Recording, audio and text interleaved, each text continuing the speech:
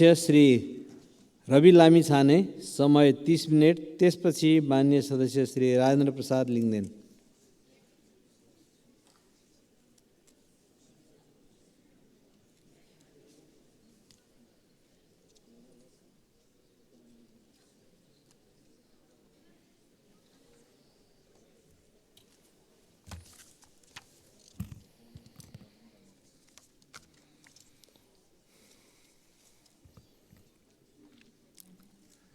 सम्माननीय सभामुख महोदय, म आजको विषयवस्तुमा प्रवेश गर्नुभन्दा अगाडि केही कुरा स्पष्ट गर्न चाहन्छु।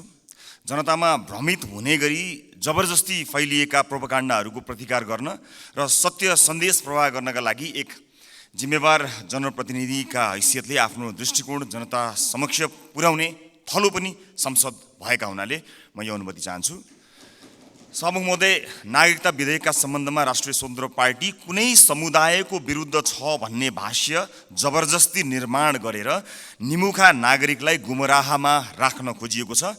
त्यसो गर्नेहरूलाई म यति मात्र भन्न चाहन्छु कि राजनीतिसँग कुनै सरोकार र भोट बैंकको कुनै आवश्यकता नहुँदा पनि प्राकृतिक विपत्ति, वैदेशिक रोजगारीका समस्या र मिटर ब्याज जस्ता विषयमा आवाजविहीन मधेसी जनताको पक्षमा हामी उभिएको संसार साक्षी छ। मैले श्रेय लिन खोजेको होइन, एउटा दृष्टान्त मात्र दिन खोजेको हुँ। सम्मान्य सभामुख महोदय, मलाई नागरिकले नागरिकता नपाउनुको पीडा थाहा छ, साँच्चै नै थाहा छ। कुनै पनि नेपाली नागरिक नागरिकताबाट वञ्चित हुनु हुँदैन, त्यो उसको नैसर्गिक अधिकार हो। जन्मसिद्ध नेपाली नागरिकका सन्तान र एकल आमाहरूका सन्तानको नागरिकताको अधिकार मेरो र तपाईँको जति नै सुनिश्चित छ हुनुपर्छ। सभामुख महोदय, मात्र वैवाहिक अङ्गीकृतका विषयमा मौन रहेका हुनाले यसबारेमा छलफल चलाउन खोजिएको हो। र सम्मानित सभामुख महोदय मार्फत म जानकारी गराउन चाहन्छु, एकल आमाका सन्तानले नागरिकता लिँदा आमाले बाबुको पहिचान नै नखुलेको स्व घोषणा गर्ने व्यवस्था हाम्रा आमा दिदीबहिनीहरूको आत्मसम्मान विपरीत छैन यो? यस्ता प्रश्नहरूको विषयमा पनि सोचौँ भनेको हामीले। विधेयक संसदमा आएको भए हामी छलफल गर्थ्यौँ, स्वामित्व लिन्थ्यौँ, तर जसरी जुन बाटोबाट प्रमाणीकरण भयो जम्मा विपत्ति यतिमा हो। सभामुख महोदय, र यदि सदनमा आएर छलफल हुने भएको भए त्यहाँ भएको विभेदका विषयमा पनि हामी कुराकानी गर्थ्यौँ। महिला र पुरुषलाई जुन विभेद गरिएको छ वैवाहिक अङ्गीकृतका विषयमा, त्यसमा पनि हामी हाम्रो धारणा राख्थ्यौँ र दुधको दुध पानीको पानी थाहा हुन्थ्यो कि यो सदनमा आइसकेपछि को के कुराको पक्षमा छन् या विपक्षमा छन् भन्ने कुरा थाहा हुन्थ्यो। त्यस कारणले यो गलत बाटोबाट गएका हुनाले गलत मानिसको पुतला जलाइएको छ भन्ने कुरा म सम्मानित सदन मार्फत जानकारी गराउन चाहन्छु। र अर्को महत्त्वपूर्ण कुरा सम्मानित सभामुख मार्फत भन्न चाहन्छु कि हामीले पार्लियामेन्टको डिग्निटी राख्नलाई कहीँ कतै चुकिरहेका त छैनौँ, यसबारेमा पनि अलिकति ध्यान आकर्षण गराउन चाहन्छु। सभामुख महोदय, जस्ता विषयहरूमा हामीले छलफल गऱ्यौँ, हामी नयाँ राजनीतिक दलका हिसाबमा, चाहे ती हाम्रा पक्षबाट आएका हुन् या अन्य राजनीतिक दलबाट आएका विषयहरू हुन्, हामी काहीँ न काहीँ लज्जित भएका छौँ। यो सदन भैँसी राँगाको विषयमा गफ गरेर यदि 5 वर्ष बिताउने हो भने हामीले गोबर बाहेक केही पनि प्राप्त गर्न सक्दैनौँ। हामी आत्मआलोचना गर्न चाहन्छौँ। हाम्रा दलबाट पनि भएका कमी कमजोरीलाई आत्मआलोचना गर्न चाहन्छौँ र नयाँ राजनीतिक दलका रूपमा हामी एउटा नयाँ अभ्यास लिएर आएका छौँ।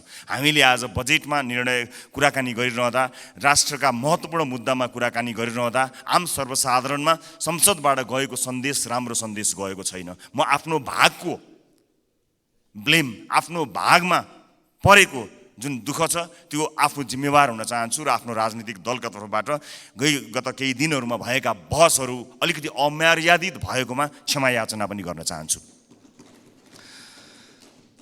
सम्मान्य सभामुख महोदय, म अब विषयवस्तुमा प्रवेश गर्न चाहन्छु। आगामी आर्थिक वर्ष 80-81 का लागि सरकारले गत 1 महिनामा विनियोजन विधेयकका प्राथमिकता, त्यसपछि नीति तथा कार्यक्रम अनि अहिले बजेट बारेमा बजेट प्रस्तुत गरेको छ। यी कार्यक्रमहरू हेर्दा मनमा एउटा प्रश्न जन्मिएको छ। सभामुख महोदय, सरकारले प्रस्तुत गरेको यो विनियोजन विधेयकका प्राथमिकता, नीति तथा कार्यक्रम र बजेट एउटै सरकारले ल्याएर आएको हो कि फरक सरकारको पालामा आएको भन्ने कुरामा म चाहिँ अलिकति दोधारमा परेको छु। किनभने यी कार्यक्रमहरू बीच तालमेल कहीँ कतै भेटिएको छैन। यसबारेमा छुट्टै बहस गरौँला। तर अहिले म बजेटमा केन्द्रित भई केही कुराहरू राख्न चाहन्छु। सामान्य सभामुख महोदय, एउटा उदाहरण मात्र म यहाँ प्रस्तुत गर्न चाहन्छु। मान्नुहोस् कुनै एउटा परिवार छ, त्यो परिवारका 4 सदस्यले कमाउँछन्। एकजना सरकारी जागिरे छ भन्ठान्नुहोस्, एकजना कृषि कार्य गर्छ, एउटा खुद्रा पसल चलाउँछ, अर्को एउटा वैदेशिक रोजगारीमा जान्छ। त्यस परिवारको घरमूलीले आउने वर्ष हाम्रो प्रत्येक सदस्यको आम्दानी एउटा 5% भनौँ न, 5%ले बढ्छ भनेर हिसाब देखायो भने कसरी पत्याउने? घरमूल्यले हिसाब देखाए जस्तो सबैको आम्दानीको वृद्धि दर एउटै कसरी हुन सक्छ सभामुख महोदय? जस्तै सरकारले दिने पारिश्रमिकको कुरा, त्यसको वृद्धि दर सरकारले निर्धारण गर्छ। व्यापारबाट हुने आम्दानीको त्यसको चाहिँ बजारको व्यवस्थापनले निर्धारण गर्छ। वैदेशिक रोजगारीमा हुने कुरा रोजगारदातामा भर पर्छ, श्रमको माग अनुसार भर पर्छ, ती देशको नीतिले निर्धारण गर्छ। कृषिबाट हुने आम्दानी, उत्पादनको अवस्था, बिक्री मूल्यहरूले निर्धारण गर्छन्। मैले दृष्टान्त दिएको घरमूलीको त्यो 5% को बेसुरा अनुमानको उदाहरण हाम्रो अर्थमन्त्रीज्यूको अनुमानसँग ठ्याक्कै मिल्छ कि भन्ने मलाई लागेको छ। यो बजेटमा माननीय अर्थमन्त्रीज्यूले चालु आर्थिक वर्षको जम्मा राजस्वको संशोधित अनुमानभन्दा आगामी आर्थिक वर्ष चाहिँ 24.37%ले राजस्वको वृद्धि हुने अनुमान गर्नुभएको छ। यो अङ्क याद गर्नुहोला माननीय सदस्यहरू, 24.37। यस बजेटमा माननीय अर्थमन्त्रीज्यूले राजस्वका 90 वटा शीर्षकहरूमध्ये 68 वटा शीर्षकहरूबाट प्राप्त हुने राजस्वको मूल्य दर 24.37% नै हुन्छ भन्ने अनुमान गर्नुभएको छ। साथै राजस्वका मुख्य आधारहरू जस्तै कर, गैर करको दुवैको वृद्धि दर पनि 24.37% अनुमान गर्नुभएको छ। त्यसै गरी करका स्रोतहरूमा आय, मुनाफा तथा पुँजीगत लाभमा लाग्ने कर, वस्तु तथा सेवामा आधारित कर र वैदेशिक व्यापारमा लाग्ने कर सबैको वृद्धि दर 24.37% हुन्छ भन्ने अनुमान गर्नुभएको छ। सामान्य सभामुख महोदय, होलसेलमा गरिएको यस्तो अनुमानबाट यो पुष्टि हुन्छ कि यो बजेटको लेखन एउटा झारा टार्ने काम र एउटा गैर जिम्मेवारी काम भएको अथवा हेलचेक्राइपूर्ण ढङ्गबाट गरिएको हो कि भन्ने आशंका गर्ने प्रशस्त ठाउँहरू रहेको छ। यद्यपि यो रेभेन्यू फोरकास्टरको रूपमा म आफूलाई प्रस्तुत गरिरहेको छैन र यो रेभेन्यू फोरकास्टिङको विज्ञ पनि म होइन, तर यसरी यो कुनै एउटा कम्प्युटरमा एउटा एक्सेल सिटमा चालु आर्थिक वर्षको अङ्क राखेर त्यसमा चाहिँ 24.37% जोडेर राजस्व वृद्धिको अनुमान यो चाहिँ जो कोहीले पनि गर्न सक्ने म देख्दछु। फेरि पनि म जोड लगाउँछु कि म रेभेन्यू फोरकास्टिङको विज्ञ चाहिँ होइन। यस्तो हचुवाको भरमा अनुमानित बजेट प्रस्तुत गर्नलाई विद्वान अर्थमन्त्री अथवा विद्वान अर्थ मन्त्रालयका उच्च पदस्थ अधिकारीहरूको आवश्यकता पर्दैन भन्नका लागि चाहिँ रेभेन्यू फोरकास्टर हुनु पर्दैन भन्ने मलाई लाग्दछ। सभामुख महोदय, मैले नेपालको विगत केही वर्षको राजस्व, कर र गैर करका वृद्धि दर पनि हेरेको छु, जसमा कुनै पनि वर्ष हाम्रो राजस्वको वृद्धि दर, करको वृद्धि दर र गैर करको वृद्धि दर समान छँदै छैन। सभामुख महोदय, बजेट निर्माण प्रक्रियामा राजस्वको अनुमान नै यस्तो प्रमुख आधार स्तम्भ हो जसको आधारमा विभिन्न क्षेत्रमा गरिने खर्च तय गरिन्छ।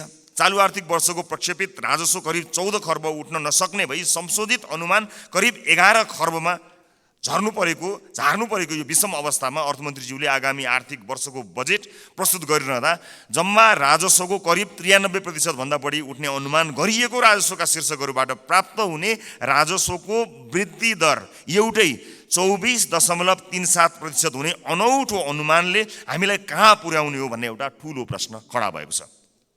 चालु आर्थिक वर्षमा लक्ष्य अनुसार राजस्व सङ्कलन हुन नसक्दाको परिणाम स्थानीय तहमा हस्तान्तरण हुने समानीकरण अनुदानको 50% कटौती गर्ने अवस्थामा सरकार पुगेको सर्वविदितै छ।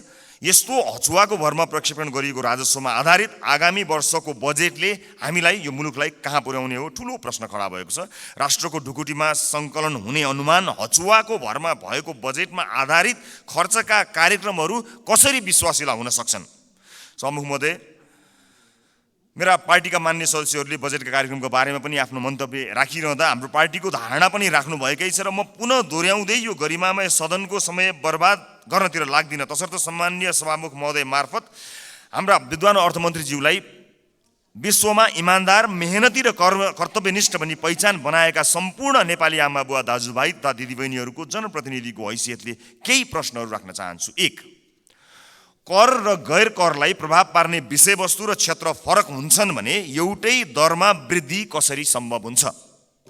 2, कुल राजस्व र कर वृद्धिको दर एउटै कसरी हुन्छ? 3, कुल राजस्व र गैर करको वृद्धि एउटै कसरी हुन्छ? 4 अझै उदेक लाग्दो चाहिँ कर र गैर कर जसको आधार र प्रकृति बिल्कुल भिन्न हुन्छ, यिनीहरूको वृद्धि दर कसरी एउटै हुन्छ? मेरो प्रश्न। 5 करका विभिन्न स्रोतहरूको वृद्धि दर फेरि एउटै कसरी हुन्छ? 6 राजस्वका 90 शीर्षकहरूमध्ये 68 वटा शीर्षकहरूबाट प्राप्त हुने राजस्वको वृद्धि दर एउटै कसरी हुन्छ? यी प्रश्नहरूले यस्तो हचुवाको भरमा प्रक्षेपित राजस्वको आधारमा खर्च गर्न बजेटमा प्रस्ताव गरिएका विभिन्न कार्यक्रमहरूको बारेमा छलफल र टीका टिप्पणी गर्नुको कुनै औचित्य छ कि छैन भन्ने कुरा खडा गरेको छ सभामुख महोदय। झोलामा कति पैसा आउँछ भन्ने हचुवाका भरमा गरिएको अनुमानबाट गरिने खर्चका बारेमा छलफल गरेर गरिब जनताबाट सङ्कलन गरिएको राजस्व दुरुपयोग गर्नु कति उपयुक्त हुन्छ, यो पनि एउटा प्रश्न भएको छ। सम्मानित सभामुख महोदय, अर्थमन्त्रीज्यूले भर्खरै उठाएका प्रश्नहरूका सम्बन्धमा नेपाली जनतालाई स्पष्ट पार्नुहुनेछ भन्ने मैले आशा लिएको छु। यदि यसको स्पष्ट र विश्वास लाग्दो आधार नेपाली जनता सामु आएन भने सत्ता पक्षका माननीय सांसदहरूले यो बजेटलाई कुन नैतिकताले पास गर्नुहुन्छ होला, मैले गम्भीर प्रश्न खडा गरेको छु। सम्मानित सभामुख महोदय, राष्ट्रिय स्वतन्त्र पार्टी यो सदनमा उपस्थित भइसकेको छ। विगतमा जे भए पनि अब त्यसरी नचलोस्। माननीय अर्थमन्त्रीज्यूले मैले उठाएका प्रश्नहरूको विश्वासिलो आधारसहितको भरपर्दो जवाफ दिनु सक्नु भएन भने मलाई आशा छ उहाँ राजस्व अनुमानमा संशोधित प्रस्ताव लिएर आउनुहुनेछ। हामी सृजनात्मक र रचनात्मक प्रतिपक्षको भूमिका निर्वाह गर्दै उहाँको संशोधित बजेटलाई पारित गराउन फेरि अग्रणी भूमिका निर्वाह गर्नेछौँ। सभामुख महोदय, सचेत नेपाली जनताहरूले हेरिरहेका छन्। बहुमतको आधारमा यस्तो हचुवाको भरमा अनुमान गरिएको राजस्वमा आधारित बजेटलाई पास गरेर अघि जाने हो भने यसको जिम्मेवारी पास गर्नुहुने सम्पूर्ण माननीय ज्यूहरूले लिनुपर्नेछ। गल्ती हुन सक्छन्, त्यसलाई सच्याएर अघि बढ्नु इमान्दारिता र महानता हो। भएको गल्तीलाई सच्याउन सत्तापक्ष र प्रतिपक्ष नभई हामी कुनै अर्को पक्ष भइराख्नु पर्ने छैन, एकै ठाउँमा उभिन सकिन्छ। यो राष्ट्रले जित्ने कुरा भएको हुनाले परम्पराको नाममा बहुमतले पेलेर जाने मनस्थिति बनाइयो भने त्यसको परिणाम अवश्य पनि यो देशले भोग्नुपर्नेछ, सत्ता पक्ष या विपक्षले भोग्नुपर्ने छैन। त्यसैले मान्य सदस्यहरूले तथ्यमा आधारित भएर आफ्ना विवेक प्रयोग गर्नुहुनेछ भन्ने कुरामा मैले आशा राखेको छु र एउटा आशंका उब्जिएको छ। म सभामुख मार्फत माननीय अर्थमन्त्रीज्यूलाई सोध्न चाहन्छु, स्पष्ट पारिदिनु होला कि यसपटकको विकास बजेट डडेलधुरामा कति पार्नु भएको छ, नुवाकोटमा कति पार्नु भएको छ, गोर्खामा कति पार्नु भएको छ? एउटा गम्भीर प्रश्न खडा भएको छ। सुनिए अनुसार र केही डाटाहरू सार्वजनिक भए भन्दा अगाडै यसको तथ्य जाँच गर्नु अगाडिको आशंकाको प्रश्न हो मेरो। लगभग 40 देखि 50% विकास बजेट डडेलधुरा, नुवाकोट र गोर्खाका लागि छुट्याइएको जानकारी आएको छ। हामी अरूबाट सुन्न चाहँदैनौँ। सञ्चार माध्यमका हेडलाइनको तथ्य जाँच हामी गर्दै गरौँला, तर म माननीय अर्थमन्त्रीज्यूबाट यसको जवाफ चाहन्छु। बताइदिनु होला डडेलधुरा, नुवाकोट र गोर्खामा कति बजेट छुट्याइएको छ, अनि मधेसलाई बजेटमा गरिएको विभेदका बारेमा कतिको जानकार हुनुहुन्छ, एकपटक बताइदिनु होला। सम्मानित सदनमा स्क्रिनहरूमा हामी बोलेको आवाज राखिएको छ। हामीले बजेटमा कुराकानी गरिरहँदा यो देशको भविष्य निर्माण गर्छौँ भनेर हामीले ब्यालेटको बाटो हुँदै यही सदन छिरेर परिवर्तन गरेरै छाड्छौँ भनेर प्रतिबद्धता गरेर आइरहँदा सदनमा भइरहने बहसहरूले यतिखेर सरकारी अस्पतालहरूमा भएको अवस्था हामीले सम्बोधन गर्न सकेका छौँ। म त भन्छु सम्मानित सभामुख महोदय, यो सदनमा 5 वर्षसम्म आजबाटै देशका 7वटा प्रदेशका सरकारी अस्पतालको लाइभ सीसीटीभी फुटेज एकातिरको भित्तामा राखौँ। देशका अझ विशेष गरेर मधेसका सामुदायिक विद्यालयका सीसीटीभी फुटेजको लाइभ फुटेज दाहिनेतिर भित्तामा राखौँ। अनि बिचमा एउटा स्क्रिनको व्यवस्था गरौँ सभामुख महोदय, जहाँ करिब प्रत्येक दिन 5-6 हजारका दरले यो देशमा भविष्य छैन भनेर यो देशबाट निस्किएर गएका त्रिभुवन अन्तर्राष्ट्रिय विमानस्थलमा लाइनबद्ध भएका नेपाली नागरिकको तस्बिर, त्यसको लाइभ फुटेज राखौँ र 5 वर्षपछि हामी हेरौँ बिफोर र आफ्टर भनेर। हामी संसद छिर्नु अगाडि ती विद्यालय कस्ता थिए, हामीले 5 वर्ष यो सदनमा बहस गरेर ती विद्यालयलाई कस्ता बनायौँ। ती अस्पतालहरू विशेष गरेर बालबालिकाको हुने ती नजिकैको कान्ति बाल अस्पताल गए पनि हुन्छ, संसदपछि सबैजना जाउँ। त्यो अस्पताललाई हामीले 5 वर्ष यो सदनमा विभिन्न कसैले असाध्यै नरम बनेर असाध्यै असल ज्ञानी प्राणी बनेर, कसैले हामी जस्ता चर्का आवाजमा बोलेर, जसले जसरी बोले ता भए पनि हामीले गरेको नीति निर्माणले 5 वर्ष अघि र 5 वर्ष पछाडि के फरक पर्यो भन्ने कुरा यो स्क्रिनमा राखौँ र त्यसपछि 5 वर्षपछि आउने सदनलाई त्यो स्क्रिनको अर्को दृश्य हस्तान्तरण गर्ने प्रतिबद्धता व्यक्त गरौँ। यदि यसरी गर्न सक्दैनौँ भने र यसरी रागा भैँसीका भरमा बहसहरू चलाएर अगाडि बढ्ने हो भने नेपाली जनतामा निराशा छाउँछ। सभामुख महोदय, म गम्भीर ध्यान आकर्षण गर्न चाहन्छु। यो सँगसँगै म अर्को एउटा ध्यान आकर्षण पनि गराउन चाहन्छु। हामीले बनाउने कानुनहरूका आधारमा र अझ विशेष गरेर हामीले छुट्याएको प्राथमिकताहरूका आधारमा जनजीविकामा प्रभाव पर्नुपर्ने हुन्छ, हाम्रो जीवनमा प्रभाव पार्ने होइन। तपाईँ हाम्रो जीवनमा आज यो सम्मानित सदनभित्र आएका हामीहरू नेपाली नागरिकलाई केही भनेर यहाँ आएका छौँ, तर आज सम्बन्धित मन्त्रीका जिल्लाहरूमा अलिकति पहुँच भएका सांसदहरूका जिल्लाहरूमा जसरी बजेट बाँडफाँड गर्ने कार्य भएको छ, के तपाईँलाई लाग्छ यसपछि फेरि पनि जनताका माझमा हात जोडेर भोट माग्न जाँदाखेरि हामीले यही 5 वर्षका गतिविधि र यिनै बजेटहरू यिनैका आधारमा नेपाली जनताले हामीलाई पत्याएर भोट दिनेछन्? दिने छैनन्। यदि नेपाली जनताले विवेक प्रयोग गरे भने दिने छैनन्। र जुन किसिमको बहस सम्मानित सदनमा केही दिन अगाडि भयो, त्यो बहस यदि निरन्तरता हुने हो भने सम्मानित सभामुख महोदय मार्फत भन्न चाहन्छु, म चाहिँ नेपाली जनतालाई अनुहार देखाउने हैसियतको रहने छैन। त्यसकारणले यो सदनमा हुने बहस अत्यन्त महत्त्वपूर्ण बनोस्, यहाँ हुने सरसल्लाहहरू महत्त्वपूर्ण बनुन् भन्ने कुराको ध्यान आकर्षण गराउन चाहन्छु र आफ्ना दलका तर्फबाट म यसको प्रतिबद्धता पनि व्यक्त गर्न चाहन्छु। सञ्चार माध्यममा आएका विषयलाई लिएर नै हामी कहिलेकाहीँ सदन अवरुद्ध पनि गर्दा रहेछौँ। त्यसको फ्याक्ट चेक गर्नु पनि महत्त्वपूर्ण हुने रहेछ। मैले निर्ममतापूर्वक भन्नै पर्छ, केही, सबै होइनन्, केही सञ्चार माध्यमहरूमा कयौँ व्यापारी व्यवसायीहरूले लगानी या विज्ञापनबाट प्रभाव पारेका छन्। यो सत्य हो। बोल्न धेरैजना किन डराउनुहुन्छ भने ती सञ्चार माध्यमहरूले गलत लेखिदिँदा आफ्नो छवि बिग्रन्छ भन्ने डरले कयौँ मान्यहरू बोल्नुहुन्न, तर त्यसो भन्न मिल्दैन। त्यसैमा आएको समाचारले संसदमा हङ्गामा मचाइरहँदाखेरि त्यो जसले समाचारलाई प्रभावित पार्न खोज्यो कुनै व्यापारी, उसले कति रमाइलो मान्दो हो। यो सदन कुनै एउटा हेडलाइनमा उचालिने ठाउँ होइन। त्यसको वास्तविकता जाँच गर्नुपर्छ, त्यसलाई परख्नुपर्छ, अनि त्यसपछि आवश्यक भए मात्र सदन घेरिनुपर्छ, सदनमा हो हल्ला गर्नुपर्छ। यो मैले आफैलाई बढी प्राथमिकता दिएर भनेको, मैले कुनै दललाई भनेको होइन। हाम्रो दल पनि यसमा सहभागी छ। त्यसकारणले हामी केही नयाँ गरौँ भनेर आएका दलहरू हामी पुरानै शैलीमा गयौँ र हामी पनि त्यही रोगमा लाग्यौँ भने मैले अघि भने जस्तै हामीले प्राप्त गर्ने भनेको यी गाई र भैँसीका अथवा भैँसी र राँगोका कुराकानी गऱ्यौँ भने अन्त्यमा हामीले प्राप्त गर्ने भनेको त्यो गोबर बाहेक केही पनि होइन। मैले सम्मानित सदनलाई यो कुरा जानकारी गराउनै पर्नेछ। सम्मानित सभामुख महोदय, यस सदनमा हामीले नेपाली जनताका लागि नीतिहरू बनाइरहँदा र विशेष गरेर बजेटमा प्राथमिकताहरू छुट्याइरहँदा हामीले छुट्याएको प्राथमिकताले आम नागरिकको जीवनलाई छुन सकेनछ भने, आम नागरिकको दैनिकीलाई प्रभाव पार्न सकेन भने हाम्रो लागि त्यो दुर्भाग्यको विषय हुन्छ। सरकारले विदेशमा रहेका नागरिकका लागि पनि अब भोटिङ राइट्स दिने, विदेशमा रहेका नेपाली नागरिकले पनि भोट हाल्न पाउने अधिकारको सुनिश्चितता गर्ने भनेर भन्यो। तर कहाँ छुट्याउनु भयो अर्थमन्त्रीज्यू बजेट? त्यसका लागि लगत सङ्कलन गर्न जानु पर्ला, निर्वाचन आयोग विदेशमा रहेका नेपालीहरूको बारेमा जानकारी लिन जानुपर्छ। त्यसका लागि कहाँ कतै मैले बजेटमा कतै मैले देखिनँ कि, मलाई क्षमा गर्नुहोला, तर त्यसलाई तपाईँले भन्नलाई त भनिदिनु भयो होला, तर प्राथमिकतामा राख्नु भएन। हामी फेरि पनि भन्न चाहन्छौँ, यो देशमा भविष्य नदेखेर विभिन्न कुरीतिका कारणले, हामीले भोग्नु परेका व्यथितिका कारणले मुलुकमै केही गरी खाउँ भन्ने अवसर नपाएर बाध्य भएर विदेश बसेका नेपालीहरूले आफ्नो देशको भविष्य छान्न पाउनुपर्छ, भोट हाल्न पाउनुपर्छ।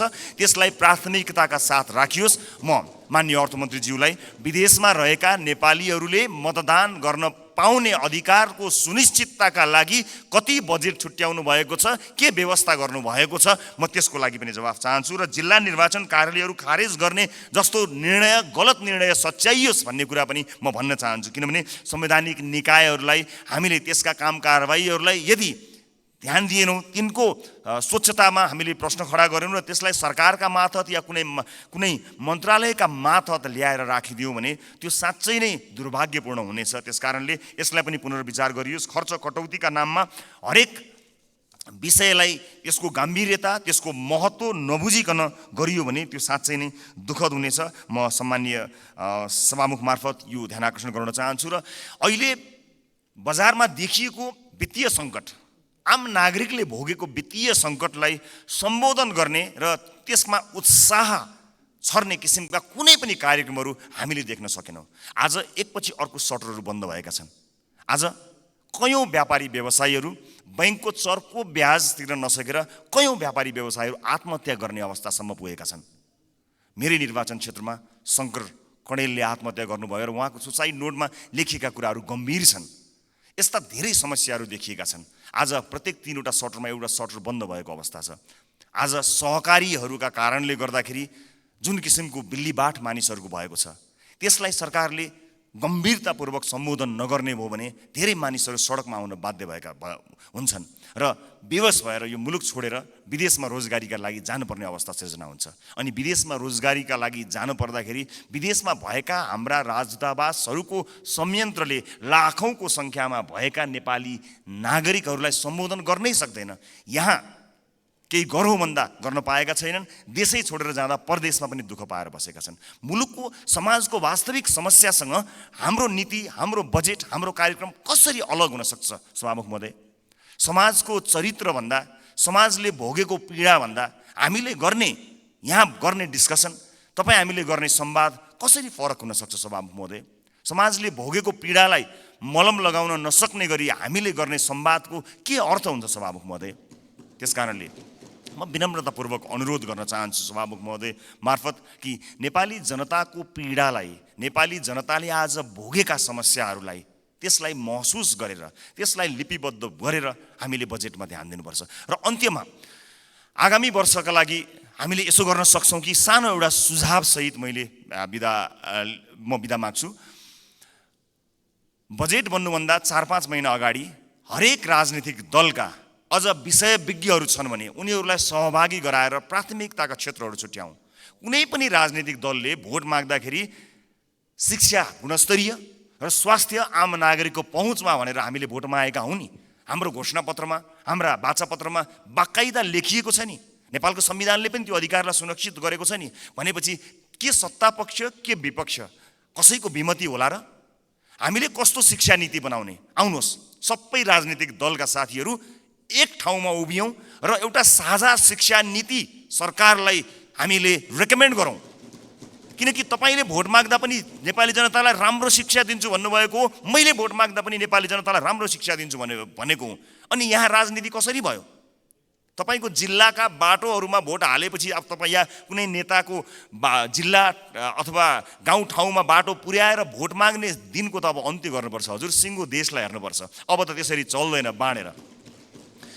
यो नागरिकको स्वास्थ्यका लागि आवश्यक पर्ने हेल्थ केयर बिल कस्तो हुनुपर्छ? सबै राजनीतिक दलका 101 छानेर एक ठाउँमा बसौँ बजेट बन्नुभन्दा करिब 4-5 महिना अगाडि र हामी साझा अवधारणा बनाऊ र त्यसमा एउटा कमन कमिटमेन्ट गरौँ। त्यसलाई सरकारको शिक्षा नीति बनाऊ। कोही विपक्षमा हुने छैनन् किनकि सबैको अपनत्व हुनेछ। त्यसै गरी स्वास्थ्यका विषयमा कुराकानी गरौँ, अफोर्डेबल हेल्थ केयरका बारेमा हामी कुराकानी गरौँ र सबै दलका माननीयहरू अझ विषयविज्ञहरूलाई राखेर र आवश्यक परे नागरिक समाजबाट पनि विषयमा विज्ञता हासिल गरेका मानिसहरूलाई ल्याएर यो देशको स्वास्थ्य नीति कस्तो हुन्छ भन्ने कुरामा बहस गरौँ। 5 महिना अगाडि बहस गरौँ र त्यस बहसबाट निस्किएको निष्कर्ष, चाहे त्यो मुखमा त्यो निष्कर्ष निस्किएको भोलिपल्ट सरकार ढलोस्, जसुकैको सरकार बनोस्, सत्ता पक्ष प्रतिपक्ष बनोस्, प्रतिपक्ष सत्ता पक्ष बनोस्, तर त्यो नीति फेल हुनु भएन। यदि नेपाली जनतालाई हामीले हृदयमा राखेका हौँ, साँच्चै नै यो देशको मुहार फेर्नका लागि यहाँ आएका हौँ भने यो काम गरौँ। होइन आफ्नो र आफ्नाका मुहार फेर्न आएको हो भने यसै गरी चलाउँ, 5 वर्ष बिताउँ, तर हामी चाहिँ अनुहार देखाउन लायकका हुने छैनौँ। देशको मुहार जस्ताको तस्तै, तर राजनीतिज्ञको मुहार कति धेरै चम्किलो भएको छ हेर्नुहोस् त। किनकि हामीले जनताका मुद्दालाई चुनावका बेलामा मात्र सम्झ्यौँ, चुनाव पछाडि बिर्स्यौँ। म सम्पूर्ण माननीय सदस्यहरूलाई सत्तापक्ष प्रतिपक्ष जहाँ रहनु भएको छ म सबैलाई विनम्रतापूर्वक अनुरोध गर्न चाहन्छु। नागरिकता विधेयकमा पनि हामीले भन्न खोजेको त्यही हो। ओनरसिप यहाँ छलफल हुन पाएको भए सम्भवतः त्यसमा भएका बुँदाहरूमा अथवा छुटेका विषयहरूमा छलफल गर्न सकिन्थ्यो। यहाँ भएका कुनै पनि दलका मान्य सदस्यहरूले नेपाली नागरिकले नागरिकताबाट वञ्चित हुनु परोस् भन्ने कुरामा मत हाल्नै सक्नुहुन्न। कसले सक्नुहुन्छ र? विमति कसैको पनि हुने छैनन्, तर सबैले अपनत्व महसुस गरी सही ढङ्ग र सही बाटोमा आएको भए अहिले सम्भवतः सम्मानित अदालतमा गएर त्यो अड्किने थिएन। अनि त्यसको दोष केही दलहरूले लिनु परेको छ, वास्तवमा होइन। नेपाली नागरिकले नागरिकता प्राप्त गर्नुपर्छ भन्ने कुराको विरोधमा, त्यसको विपक्षमा कोही पनि नेपाली हुनै सक्दैन। तर त्यसभित्रको अन्तर्वस्तुमा पछिसम्मलाई सोचेर संवेदनशील विषयहरूमा यो सदन जहाँ नयाँ माननीयहरू र नयाँ राजनीतिक दलका रूपमा हामी पनि आएका छौँ, हामी पनि यसमा सहभागी हुन चाहन्छौँ अनि हामी पनि यो छलफलमा सहभागी हुन चाहन्छौँ, अन्तर्वस्तुमा कुराकानी गर्न चाहन्छौँ र त्यो विधेयकले छुटाएका तर महत्त्वपूर्ण विषयमा हामी योगदान दिन चाहन्छौँ र इतिहासलाई त्यो दस्तावेजमा हामी पनि सही साक्षी हौँ भनेर भन्न चाहन्छौँ। हामी पक्षमा छौँ। हामी जन्मसिद्ध नेपाली नागरिकहरूले नागरिकता पाउनुपर्छ भन्ने कुराको पक्षमा छौँ। हामी सम्पूर्ण योग्य नेपाली नागरिकहरूले नागरिकता पाउनुपर्छ भन्ने कुराको पक्षमा छौँ। हामी त्यो बहसमा सहभागी हुन चाहन्छौँ र पछिसम्म यो मुलुकलाई हित हुने विषयमा सहभागी मात्र हुन चाहन्छौँ। सम्मानित सदनमा आज मैले यति कुराहरू राखेँ। मलाई विश्वास छ हामीले गरेका बहसहरू केवल बहसका लागि होइनन्। हामीले भनेका यी शब्दहरू, हामीले प्रकट गरेका हाम्रा धारणाहरू केवल यतिकै एउटा धारणा राख्न लागि गरिएका विषयवस्तु होइनन्। विशेष गरेर यसपटकको संसदका सबै जस्तो सेसनहरूमा, सबै जस्तो विषयहरूमा आम नागरिकको चासो तुलनात्मक रूपमा अघिल्ला वर्षहरूको भन्दा बढी भएको एउटा डाटाले बताएको छ। अर्थात् नेपाली नागरिकहरू तुलनात्मक रूपमा नेपालको संसदमा भइरहेको बहसलाई अचेल, अत्यन्त गम्भीरताका साथ हेरिरहेका रहेछन्। एउटा अध्ययनले त्यो बताएको छ। यस्तो चासोको विषय बनेको यो सदन हाँसोको विषय नबनोस्, महत्त्वपूर्ण निर्णयहरू आउन सकुन् र एक अर्कामा सहकार्य गर्दै संसदीय मर्यादालाई कायम राख्दै बहसहरू कायम गरेर मुलुकका लागि केही चिज दिन सकियोस्। र यो 5 वर्षमा जसरी भनिन्छ नि, हामी हाम्रो जीवनको 5 वर्षलाई पल्टाएर हेऱ्यौँ भने 5 वर्ष अगाडि हामी कहाँ थियौँ र 5 वर्ष पछाडि हामी कहाँ छौँ भन्ने कुरा हामी सजिलै हेर्न सक्छौँ। व्यक्तिको जीवनमा 5 वर्षको धेरै ठुलो महत्त्व हुन्छ, देशको जीवनमा पनि त्यो 5 वर्षको अझ धेरै महत्त्व हुन्छ। त्यसकारणले हामी यो सदनको जब अन्तिम दिनमा यहाँ बोल्नेछौँ, अघि मैले भने जस्तै हामीले विशेष गरेर देशको टड्कारो समस्यामा रहेका नागरिकको स्वास्थ्यमा यो 5 वर्ष सदनभित्र आएर हामीले के गर्यौँ त्यो भन्न पाइयोस्। त्यसपछि निर्वाचित हुने मान्यज्यूहरूलाई बुझाउन पाइयोस् हामीले यो देशका लागि यति गर्न सक्यौँ, बाँकी तपाईँको जिम्मा भन्न सकियोस्। अघिल्लो सदनले हामीलाई के बुझायो? आज अघिल्लो सदनले बुझाएका कयौँ भ्रष्टाचारका काण्डहरू काँधमा बोकेर हामी हिँड्नु परेको छ। त्यसको निराकरण गर्नुपर्दाखेरि यहाँ एउटा दलको नाम आयो भने अर्को दलले विभिन्न बहानामा बार्गेनिङ गरेर त्यसलाई विषयान्तर गर्न खोज्ने हो कि भन्ने आशंका पैदा भएको छ। एउटा विषय उठ्छ, त्यसपछि त्यो विषय सेलाउँछ, अर्को विषय उठ्छ। कता कता आशंका पैदा भएको छ। मैले भनेको थिएँ कि कहीँ पुराना राजनीतिक दलहरू एक अर्काको पोल खुल्ला भनेर आत्तिएका त छैनन्, विषयान्तर गर्न लागिरहेका त छैनन्। हामीलाई डर भएको छ। नेपाली जनताले नयाँ म्यान्डेट दिएर पठाएको राजनीतिक दलका रूपमा हामी पुराना माननीयज्यूहरूबाट सिक्न चाहन्छौँ, बुझ्न चाहन्छौँ। तपाईँको राजनीतिक लडाइँ र तपाईँको राजनीतिक इतिहासको मानमर्दन गर्ने हाम्रो ध्येय कहीँ पनि छैन। कुन सङ्घर्षले तपाईँले आज यो दिन ल्याउनु भएको छ? हामी त सजिलै राजनीतिमा आयौँ। साँच्चै भन्नुपर्दा हामीलाई राजनीतिमा त्यो सङ्घर्ष गर्नु परेन। तपाईँहरू त राज्यले लखेटेको, राज्यले मार्छु भनेको, भूमिगत बस्नु परेको, जेल जीवन बिताउनु भएको, त्यति ठुलो सङ्घर्ष गरेर तपाईँहरूले यहाँ ल्याउनु भएको छ। हामीलाई गर्व छ तपाईँहरूप्रति। तर गर्व गर्न लायक, तपाईँको इतिहासमा गर्व गर्न लायक वर्तमान भइदियोस् भन्ने मात्र हाम्रो चाहना हो। एक अर्काप्रतिको वैमनस्यता, एक अर्काप्रतिको तिक्तता सम्मानित सदनमा तपाईँहरू उखिरहँदा हामी के हेर्ने, मुस्कुराउने कि ताली पड्काउने कि ढ्याप गर्ने कि मुख छोप्ने, त्यस्तो अवस्था हामीलाई सिर्जना नगरिदिनु होला। किनकि नेपालको राजनीतिमा तपाईँले दिनुभएको योगदानको हामी कदर गर्न चाहन्छौँ। हामी त्यो पुस्ता बन्न चाहन्छौँ जो अघिल्लो पुस्ताले गरेको राजनीतिक योगदानको उच्च मूल्याङ्कन गर्न सकोस्। तर सम्मानित सदनमा एउटा पार्लिमेन्टको डिग्निटीलाई नै हल्लाइदिने किसिमका गतिविधि हुँदाखेरि कता कता हामीलाई पनि त्यो रोग सरे जस्तो पनि कहीँ दिनमा भयो। हामी त्यो रोग सार्न चाहन्नौँ मान्यज्यूहरू, हामी त्यो रोग सार्न नै चाहन्नौँ। हामी तपाईँलाई त्यही सम्मानित स्थानमा राख्न चाहन्छौँ जुन सम्मानको तपाईँहरू लायक हुनुहुन्छ। हामी नयाँ पुस्ताका राजनीतिज्ञहरूलाई तपाईँहरूले एउटा यस्तो संस्कारको विकास गरिदिनुहोस्, एउटा यस्तो संस्कार दिनुहोस् ताकि हामी भोलि पनि गर्व गर्न सकौँ कि हामीले यो तपाईँबाट सिकेका हौँ। हामीले नेपाली कङ्ग्रेसबाट सिक्यौँ, हामीले नेकपा एमालेबाट सिक्यौँ, हामीले नेकपा माओवादीबाट सिकौँ भनेर हामीले भन्न सकौँ, मधेसवादी दलहरूबाट सिक्यौँ, जसपाबाट सिक्यौँ भन्न सकौँ, हामीले नेताहरूको नाम लिएर भन्न सकौँ यी नेताहरूबाट हामीले सिकेको हो नि भन्न सकौँ। तर हामीले, माफ गर्नु होला, म क्षमा चाहन्छु, पछिल्ला केही गतिविधिहरूलाई हेर्दा हामीले चाहिँ उल्टो कुरा सिक्छौँ कि हामीलाई पो त्यो रोग सर्छ कि भन्ने डर पैदा भएको छ। म सभामुख मार्फत सम्मानित सदनलाई यति भन्न चाहन्छु कि नीति कार्यक्रमहरू बन्दा, कानुनहरू बन्दा, बजेटहरू बन्दा नेपाली जनतालाई मूलधारमा राखियोस्, देशको वर्तमान समस्यालाई मूलधारमा राखियोस्। वैदेशिक रोजगारीले गाँजेको यो देश यसका मूल समस्याहरूलाई मध्यनजर नराखिकन त्यसलाई नजरअन्दाज गरेर आँखा चिम्लिएर कहीँ पनि पुग्न सकिँदैन। त्यसकारणले नागरिकको स्वास्थ्य, नागरिकको शिक्षा र सामाजिक न्यायका पक्षमा उभिन सक्ने बनोस् बजेट, यही भन्न चाहन्छु। र म जाँदा जाँदै सभामुख महोदय, मैले अघि एउटै दर रेट भएको यो डकुमेन्ट म शीर्ष नेताहरूलाई म उपलब्ध गराउन चाहन्छु। यसले देखाउनेछ 24.37% जुन मैले डाटा प्रस्तुत गरेँ त्यो म अझ स्पष्ट हुने गरी एक-एकवटा प्रमुख राजनीतिक दल र अर्थमन्त्रीज्यूलाई जाँदा जाँदै हस्तान्तरण गर्नेछु। हस्, धन्यवाद, नमस्कार।